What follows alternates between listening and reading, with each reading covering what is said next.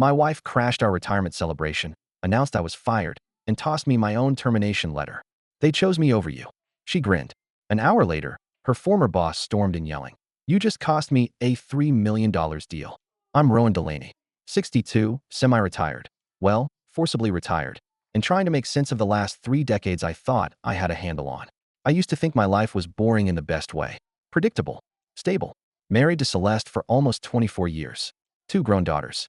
A long, slow climb up the ranks at a logistics firm where I ran regional operations across the Southeast. I thought I was ending my career with dignity. A gold watch, a couple of heartfelt speeches, maybe a slow dance with Celeste under string lights. Instead, I got blindsided. The party was my daughter's idea. Small, thoughtful. We rented a banquet room at a restaurant I loved, Blue Water Waterfront Grill in Wilmington, right on the river. We had seafood, wine, and a playlist of old 70s hits. My former boss flew in. People gave speeches. I gave a little one too. I kept it simple. Thanks to my team, my family. Said something cheesy about the joy of having built something and now leaving it behind. Then Celeste stood up. That should have been the first red flag. She wasn't on the schedule to speak, and Celeste never passed up a chance to rehearse or plan. But she acted like it was spontaneous, lifting her glass and smiling like she was proud. She said she wanted to make an announcement, something exciting. Then she reached into her purse and pulled out a manila envelope. She tossed it across the table to me and told the whole room I was being let go. Effective immediately, she said, with the sort of cheer people reserve for surprise birthday parties. I remember sitting there in shock. I opened the envelope with trembling fingers and saw my termination letter. It was real. My HR director had signed it. My department was being restructured, and I was listed among the cut personnel. At first, I thought it was a cruel prank. But then Celeste looked me straight in the eye and said, "They chose me over you." She explained to the entire room that she'd been consulting for the company behind my back. She had helped them streamline operations and made the recommendation to eliminate my position. She had taken my job. Smiling. No one knew what to say. I looked over at my daughters, Samira and Neve, and their faces were just frozen in disbelief. My former coworkers stared at their feet. Someone from HR made an excuse to leave. Even the waiters stopped mid-service. I walked outside, not sure if I was going to throw up or just collapse. The air smelled like salt and oysters and cold metal. I leaned against the railing and tried to remind myself to breathe. I don't know how long I was out there before I heard tires screech in the lot. That's when Leonard Vale showed up. Leonard was Celeste's former boss, CEO of Sapphire Integration, a mid-sized but powerful tech firm based in Raleigh. I'd met him once or twice at holiday functions. The man always carried himself like a politician, charming but intense. This time, he wasn't charming. He stormed into the restaurant and didn't even look around before yelling, "You just cost me a $3 million deal." Everyone turned. "You used confidential files on an unsecured network. Your consulting login was still attached to our backend. Do you know how easy it was for our competitor to trace it back? You leaked an entire proposal to a bidding firm we're at war with." Celeste just stood there, wide-eyed, mouth slightly open. She looked like someone who'd thought she was playing a game, only to realize she'd never understood the rules. Leonard didn't even sit down. He slammed a stack of printed emails onto the table and said, "You're done. I don't care what new job you just conned your way into. You'll be lucky to stay out of court." Then he turned to me. "I'm sorry, Rowan. You deserved better than this. Truly." And then he left. No mic drop, no dramatic pause. Just gone. It took me 2 days to really understand what had happened. Celeste had been consulting for both my company and, covertly, feeding information she got from her previous employer. She was trying to wedge herself back into the executive world using both sides of a dangerous play. And it all blew up in her face. We didn't go home together that night. I stayed at a hotel near the boardwalk. She tried to call me. I didn't answer. The next morning, I drove home and packed her things. Her suitcase was waiting on the front porch when she arrived mid-afternoon. She stood there in her silk blouse and heels, shocked that I had actually locked her out. "You don't understand," she said. "I did this for us." "No," I said quietly. "You did this for you. And now it's just you." She looked like she wanted to argue, but for once in her life, Celeste was speechless. Over the next month, I learned just how deep the betrayal ran. She'd been meeting with my company's board for weeks, slowly building their trust, positioning herself as a fixer. She'd recommended cuts, sold herself as a visionary, and used her own husband's job as a stepping stone. She didn't even need the money. We had enough to retire. She just didn't want to be irrelevant. But it backfired. Her new executive job offer? Withdrawn once the legal mess started. Sapphire Integration filed a civil case against her. My daughters? They stopped speaking to her entirely. Even Neve, who used to be her mini-me, blocked her number. I think they realized at that moment that their mother had stopped seeing us as people and only saw pawns. I kept the house. I stayed in the neighborhood. It was hard at first. So many mutual friends, neighbors, People who didn't know whether to take sides or just quietly avoid us. But after a few months, most of them came around. They told me they were sorry, that they were shocked, that they'd never seen it coming. Neither did I. I thought Celeste and I were a team. Sure, we were different. She was ambitious, I was more grounded, but I thought those differences balanced us. I thought retirement would finally give us time to enjoy the life we'd built. Turns out, I was the only one who believed that. The weeks after the party felt like I was walking through fog. Every morning I woke up with that tight ache in my chest, the kind you get when something is deeply wrong, but your brain hasn't caught up to it yet. It would take me a few seconds to remember, then the memory would hit like a freight train. The party, the envelope, her smirk. I had to force myself through the motions. Get out of bed. Make coffee. Try not to let the silence in the house become too loud. For the first time in decades, I didn't have a job, and the house felt different. Still mine, yes, but gutted. As if the walls had absorbed the betrayal and were now spitting it back out at me, silently. Samira and Neve checked in often. Samira, the older one, wanted me to move in with her and her husband in Asheville, at least temporarily. Neve offered to come stay with me, to keep me company. I appreciated the gestures, but I declined both. I needed space to think. I didn't know who I was outside of my job, outside of being Celeste's husband, and I didn't want to find that identity through someone else's guest room. People talk a lot about divorce being like death, and I guess that's true. But no one warns you how strange it is when the person who betrayed you is still alive and just across town. Still living, breathing, taking up space on this planet like nothing happened. Celeste had moved into a condo not far from downtown Wilmington. I'd heard through a mutual acquaintance that she was trying to freelance again, but doors were shutting on her. The lawsuit from Sapphire Integration had real teeth. She'd violated an NDA, used access she no longer had, and cost them a multi-million-dollar deal. Her attorney was a name I vaguely recognized from a real estate billboard, which didn't exactly scream corporate defense. I had to meet with my former employer's HR team a few times for exit logistics, benefits, severance, which, to their credit, they honored, and final paperwork.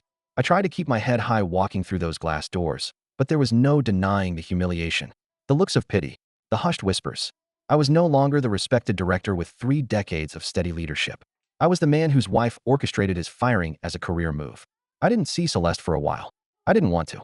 But Wilmington's not a big city, and when people get older, their circles shrink. So it was inevitable. I was walking through a Harris Teeter, trying to remember what brand of coffee filters I liked, when I saw her near the deli counter. She hadn't seen me. She was talking to a man I didn't recognize, tall, expensive shoes, younger than her.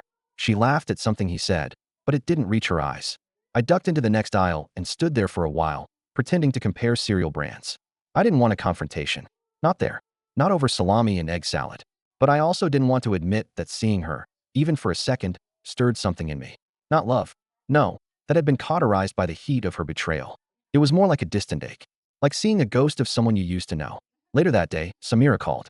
She'd heard through one of her old high school friends that Celeste had tried reaching out to her. Left a voicemail. Apologizing, apparently. I asked if she planned to call her mother back. She was quiet for a second, then said, "Not yet." That seemed fair. I spent a lot of time walking after that. Along the river walk, through Airlie Gardens, out near the Carolina Beach Boardwalk when the weather was clear. Just walking, trying to stitch something new together from the scraps of what I'd had. Funny thing is, I started running into people. Not just old friends, though there were plenty of those, but strangers. One day I stopped into a community woodworking class at the rec center on a whim. The instructor was a quiet man in his 70s named Burke who showed me how to sand down a corner joint on a small bench I was building. It wasn't much, but it was something to do with my hands. A week later, I met June. She wasn't flashy, didn't try too hard, wore a faded denim jacket, and had a laugh that sounded like creaky stairs. She'd lost her husband 5 years earlier to pancreatic cancer and had been volunteering at the library ever since. We met at the community bulletin board where I was pinning a flyer for a furniture refinishing group. She made a joke about the typo in the word handcrafted. It was spelled handcrafted. We laughed. It was the first time I'd laughed in what felt like a year. We started talking more. Coffee once or twice. Then lunch. She didn't pry. She didn't ask about Celeste. When I eventually brought it up, she just nodded and said, "Sounds like she confused ambition with worth." That line stuck with me. Meanwhile, the fallout from Celeste's actions kept unfolding. A mutual friend told me she was selling off jewelry to cover legal fees. She'd lost some of her investments trying to settle quickly. Her social media accounts went quiet. This from a woman who once posted twice daily about everything from work wins to wine pairings. I didn't gloat. I didn't need to. But the sense of justice, of balance. Yeah, I won't lie. It helped me sleep. One night, I got a letter in the mail. No return address. Just my name, written in Celeste's familiar loopy handwriting. Inside was a single page. She didn't say much, No excuses, no, I did this for us lines. Just a few sentences. I understand now what I did to you. I'm sorry. I don't expect forgiveness. I only hope you can live better than I did. I folded it up and placed it in the back of a drawer. Not to reread. Just to put away. Like the last scene in a play you didn't ask to be cast in. I haven't healed yet. Not fully. But something in me had shifted. A few months passed, and spring in Wilmington began to settle in for good. The azaleas exploded along the roadsides, and the mornings lost their chill. The world keeps turning, like it always does, regardless of what collapses inside your private life. And eventually, something inside me adjusted too. Not in a dramatic way, not like some epiphany you see in movies. More like the way an old injury aches less when the weather warms up. I spent more time at the rec center. The woodworking hobby became more than a distraction. Burke and I developed a routine. He'd bring black coffee in a dented thermos, and I'd bring sandpaper or a new piece of oak I'd picked up. We didn't talk about much. Sometimes sports, sometimes the news. But it was nice to be around someone who didn't know me as that guy who got publicly fired by his wife. Then came June. She wasn't a romantic interest, not then. Just someone who started showing up at the same time I did. Sometimes at the library, sometimes at the farmer's market. Once even at the DMV when we both joked about how long the lines were. Eventually, we admitted the coincidence was probably more than that. She told me she enjoyed our conversations, that she looked forward to them. So did I. One afternoon, after sanding down the edge of a cedar bench I was working on, she asked me to grab a sandwich with her at a nearby deli. It was nothing fancy, just tuna melts and sweet tea on a shaded patio. But I realized, as she laughed about her neighbor's rooster that wouldn't stop crowing at 3 a.m., that I wasn't thinking about Celeste. Not even a little. That was new. Of course, Celeste wasn't completely gone from my life. How could she be? We were legally separated but hadn't finalized the divorce yet. My lawyer, Janice Creighton, sharp as nails, was working through the financials. Celeste had fought some of the terms, especially the retirement accounts in the house, but in the end, she didn't have much leverage. The lawsuit from Sapphire Integration had drained most of her resources. She was, for lack of a better word, cornered. I hadn't spoken to her directly since the night of the party. Everything went through attorneys. But I did hear things through the grapevine. That she'd taken a job managing a co-working space downtown. That she kept her head down. That she looked tired. Somewhere inside me, I still felt a trace of sadness for her. Not the kind that pulls you back. The kind you feel when someone you once loved becomes unrecognizable, and all you can do is mourn who they used to be. One morning, while organizing a small community yard sale with Samira and Neve, trying to clear out old furniture from the attic, I came across a photo album Celeste had made for our 10th anniversary. It was filled with memories from a trip to Nova Scotia. Hikes, seafood dinners, a cold morning where we'd both fallen asleep on a rocky beach wrapped in one oversized blanket. Her handwriting, always careful and slightly slanted, captioned each picture. Us at the edge of the world. I sat there on the attic floor, dust dancing in the sunlight, and stared at that page for a long time. That woman, smiling, leaning into me, her hair tangled by ocean wind, was not the woman who handed me my termination letter in a room full of people. I had no idea when the change happened, but it had, and it wasn't something I could fix or rewind. That afternoon, I went down to the shed and started building something new. A birdhouse. June had mentioned she wanted one for her garden, something simple. I didn't ask for specifications. I just tried to make it beautiful. A week later, I gave it to her. She looked at it for a long time, running her hand over the edges. "You made this?" she asked, almost softly. "Yeah," I said. "Wasn't sure if it's your style." She smiled. "It's perfect." And it felt good. No fanfare, no audience. Just something made with care, given freely. A contrast to everything that had collapsed before. Of course, things weren't perfect. I still had moments, usually late at night, where I'd lie in bed and replay that retirement party. The envelope, the smirk, the humiliation.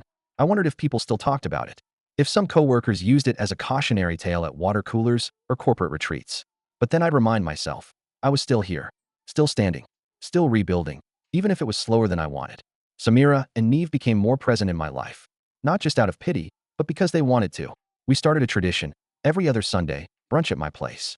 I'd cook, usually too much food, and they'd bring grandkids, laughter, and a kind of warmth that made the house feel alive again. Not whole, maybe, but real. One evening, as we cleaned up after dinner, Neve asked me something I hadn't expected. "Would you ever talk to Mom again? Like if she reached out?" I didn't answer right away. I wiped down the counter, put a dish in the drying rack. "Finally," I said, "I don't hate her, but I don't trust her. And trust, once it's gone, doesn't just grow back." She nodded. "Yeah, I get that." And I think she really did. Celeste did eventually reach out again, though not in the way I expected. A letter. Another one. This time, handwritten on plain lined paper. Not dramatic. Not emotional. Just honest. She said she'd lost herself. That her desire to stay relevant in a world that moved fast and chewed people up had led her to justify things she never thought she would. That she missed our family. That she understood if there was no way back. She just wanted me to know. I didn't reply. Not out of cruelty. Just, I had nothing left to say. We were past words. Past apologies. The story had already been written. Now, I was in the footnotes, trying to build something new, something that didn't begin with her. And that, oddly enough, felt like enough. The summer rolled in slowly, heavy with heat and long days that blurred into one another. I found myself falling into a routine, simple, steady. Mornings began with a walk through the neighborhood, often before most people were up. The air was cooler then, the streets quiet, and I liked that. It gave me time to think, or not think at all. Most days, I worked in the shed. It wasn't much, a converted storage space at the back of the property, but I'd set it up with a workbench, decent lighting, and a small fan that buzzed noisily but got the job done. I started making more things. Benches, planter boxes, small stools. A neighbor saw one of the benches and asked if I could make her something for her porch. Then another neighbor asked for a matching set. Word spread in that slow, friendly southern way, and before I realized it, I was busy again. Not corporate busy, not stress-filled, sleep-depriving busy, just steady, productive. June kept showing up, too, not always scheduled. Sometimes I'd just open the front door and find a basket of herbs from her garden, or a note taped to my mailbox with a joke or a recipe. One Friday afternoon, I was sanding a piece of reclaimed wood when she knocked on the shed door, holding 2 lemonades. "You look like someone who forgot to eat lunch," she said. She was right. We sat on the porch and drank in silence, watching birds dive through the trees. There was no pressure with her, no unspoken expectations or undercurrents. Just a simple, mutual understanding. We'd both been through hard things, and we didn't need to explain them. Later that evening, I asked if she wanted to stay for dinner. I made pasta, nothing fancy, and we talked about our kids, about how quickly the world seemed to be spinning now. She told me about her son in Portland, how she missed him but respected the life he was building. I told her how Samira had just gotten promoted, how proud I was, how proud Celeste used to be. Her name still came up sometimes. Not often, but she wasn't invisible. She was woven into the fabric of my past, and I didn't see the point in pretending otherwise. Even if the fabric was frayed and torn now. The divorce finalized in late July. The paperwork came in a thick envelope I didn't bother opening right away. I already knew what it would say. My attorney had walked me through the terms. The house was mine. The retirement accounts had been divided, with some negotiations. We agreed not to drag it out. I think by then, even Celeste wanted it over with. I didn't feel triumphant. I didn't feel broken, either. Just lighter. Like putting down something you didn't realize had gotten so heavy. A few days later, I got a call from a woman named Marcy, someone who used to work with Celeste years ago. She said she didn't mean to intrude, but wanted to let me know. Apparently, Celeste had been offered a new job out of state. Small firm. Nothing flashy. She turned it down. She said she didn't want to start over somewhere that didn't know her, Marcy explained. That Wilmington was the only place where she could try to face what she'd done. I thanked her for the call, then sat on the porch for a long time watching the sun slide down the sky. That weekend, June and I went to a local art fair. There was music, food trucks, rows of stalls with homemade candles and prints, and oddly shaped pottery. We walked slowly, talked with the vendors, and shared a giant plate of fried green tomatoes and pimento cheese. At one booth, an older woman was selling paintings of local landscapes, marshes, piers, the Cape Fear River at dusk. One of them caught my eye. It was a simple piece, just a weathered dock extending into the water, surrounded by reeds. No people, no movement, just stillness. "It's not dramatic," I said, pointing at it, "but there's something peaceful about it." June smiled. "Maybe that's what you need right now." So I bought it, hung it above the mantel that same evening. The next day, Celeste called. Not a letter, not through lawyers. A phone call. I let it go to voicemail, heart thudding harder than I'd expected. I stared at the little red notification light for hours, debating whether to play it. When I finally did, her voice was quieter than I remembered. "Rowan, I'm not calling to ask for anything. I just wanted to say thank you. For not dragging my name through the mud. For not making things worse. I know I don't deserve that kind of grace, but you gave it anyway." There was a pause. "I hope you're okay. Really. That's all." I didn't call back. Not because I was angry. I wasn't, not anymore. But that chapter was over. She didn't need to be the villain of my story anymore. She could just be a page I'd turned. Later that week, Neve stopped by with my grandkids. We sat on the floor building towers out of blocks, and for the first time in a long time, I felt something that had eluded me for months. Joy. Pure, uncomplicated joy. No bitterness, no sting. Just that feeling you get when you realize the world didn't end, only changed. A few weeks after Celeste's voicemail, I was out back fixing up a gate hinge when a sleek, unfamiliar car pulled into the driveway. I didn't recognize it at first, but as the driver's side door opened, I saw her. Celeste. She looked different. Not dramatically, but enough. Her usual armor, heels, statement necklace, polished blazer, was gone. She wore flat shoes, jeans, and a cardigan. Her hair pulled back. No makeup. She walked slowly toward me, her hands in her pockets. Hey, she said. I didn't mean to just show up, but I didn't know if you'd pick up if I called again. I stood still, hands resting on the fence post. I figured you were owed something face to face. No lawyers. No games. She waited like she wanted me to invite her in. I didn't. So she kept talking. You were right. About everything. I thought I was doing something bold. Reinventing myself. But I was selfish. And short-sighted. And now it's all gone. The job. The contacts. The respect. My kids. She looked down at her feet. I lost everything. But the worst part is knowing I did it to myself. I said nothing. Just let the silence stretch. I'm not asking you for forgiveness, she continued. And I'm not expecting anything. I just wanted you to see me without the spin. Without the performance. She reached into her bag and pulled out a small envelope. It's not much, she said. But it's something I should have given you a long time ago. She placed it on the bench beside the gate, turned, and walked back to her car. I waited until she was gone before I opened it. Inside was a short letter and a check. The letter was blunt. It apologized for the betrayal, admitted that she'd manipulated my firm for her own benefit, and acknowledged how thoroughly she'd humiliated me. She confessed that part of her motivations came from jealousy, that for all her achievements, she never felt as respected, as trusted, as I did in my work or family life. I wanted to prove I could win, she wrote. But all I did was lose. The check was for $40,000. I stared at it for a long time. I knew it wasn't hush money or guilt money. It wouldn't come close to repaying the damage, not really. But it was something tangible. Something that said, I know what I did. I didn't cash it. Instead, I had an idea. That weekend, I met with June and told her my plan. She smiled and nodded. That's good, she said. That's you turning pain into something useful. I used the money to start a small foundation. Nothing formal, nothing that needed offices or staff. Just a community fund for people in the Wilmington area who had lost jobs due to layoffs, downsizing, or corporate restructuring. It helped with groceries, rent, childcare while they looked for new work. Quietly, anonymously. No red tape. Just support from someone who knew what it felt like to have the rug pulled out from under you. I named it the Delaney Bridge Fund. Word got around, slowly but steadily. Local businesses started chipping in. Burke told some people at his church. A guy from my old company sent in a donation with a note that said, "You were the best boss I ever had. Sorry it ended how it did." Even my former HR director reached out. Said what happened to me was the biggest mistake the company ever made. That the board regretted it more than they'd ever admit publicly. I'd like to refer people your way if they need help, she wrote. You still find ways to lead, even when no one's watching. That felt good. Better than any revenge fantasy ever could. One night, maybe 6 months after the foundation had launched, I got an email from a woman I didn't know. She said she'd been let go after 17 years at her company and was days away from eviction. The Delaney Bridge Fund helped her get by until her new job came through. You don't know me, she wrote, but I want you to know you changed my life. I can breathe again. Thank you. I forwarded the email to Samira and Neve. They both replied almost immediately. You turned the worst thing into something beautiful, Neve wrote.